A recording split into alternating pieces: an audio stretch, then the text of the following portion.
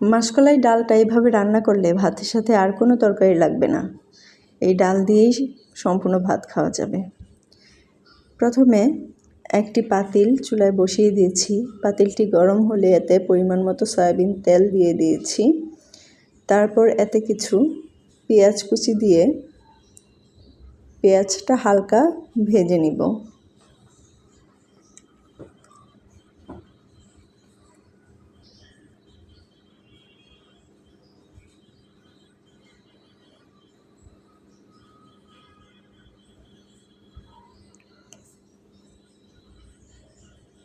এবার এতে হাফ চা চামচ রসুন বাটা এবং হাফ চা চামচ আদা বাটা দিয়ে দিয়েছি। এবার আরও একটু ভেজে নিব। 2টা তেজপাতা দিয়ে দিব।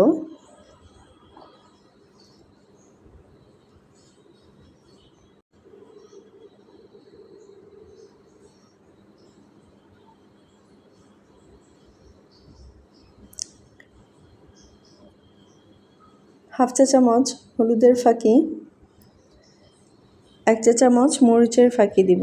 মরিচের ফাঁকিটা একটু বেশি দেওয়া লাগবে।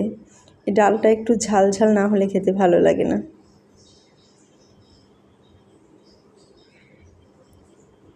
এবার এতে পানি দিয়ে মশলাটা ভালো করে কষিয়ে নিব।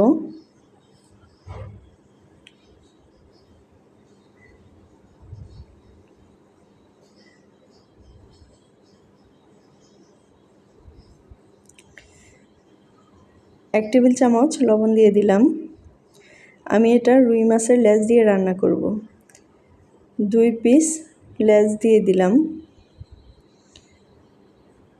এবার ভালো করে কষিয়ে নিব। মাছটা এতে আমি একদম খুয়ে খুয়ে নিব। এখানে মাসকলাই ডাল আধা পোয়ার মতো নিয়েছি। সেটা হালকা ভেজে ব্লেন্ডারে আধা ফাঁকি করে ব্লেন্ড করে নিয়েছি। এবার এতে সামান্য পানি দিয়ে অল্প অল্প পানি দিয়ে এটা ভালো করে মিক্স করে নিব, যাতে কোনো দানা না থাকে। একবারে পানি দিলে দানা দানা রয়ে যাবে, সেজন্য অল্প অল্প পানি দিয়ে এটা মিক্স করে নিব।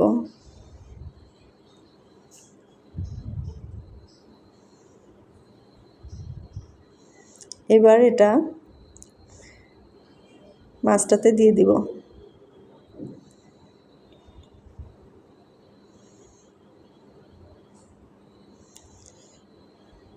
আমি মোটামুটি পাতিলটা ভরে পানি দিয়ে দিব, কারণ ডালটা অনেকক্ষণ ধরে রান্না করতে হবে। প্রায় 40 মিনিটের মতো রান্না করব।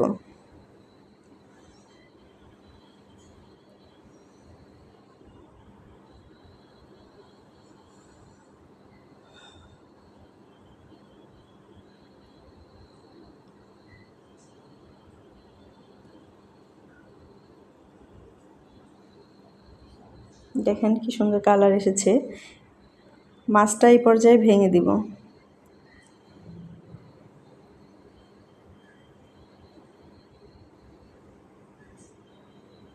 আরও কিছুক্ষণ রান্না করে নিব। 3 পিস পেঁয়াজ কেটে আমি এটাতে ছেঁচে নিয়েছি। এবার এই পেঁয়াজটা দিয়ে দিব। এটা ডালটা পুরোপুরি রান্না হওয়ার একটু আগে পেঁয়াজটা দিলে এর ঘ্রাণটা বেশ ভালো আসে। এবার আরও কিছুক্ষণ জাল দিয়ে নিব। নামানোর একটু আগে ধনেপাতা দিয়ে দিলাম। আর একটু জাল করে ডালটা নামিয়ে নিব।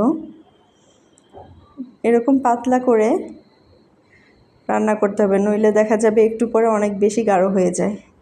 তো আমার রেসিপিটি কেমন লাগলো অবশ্যই কমেন্টে জানাবেন। ধন্যবাদ।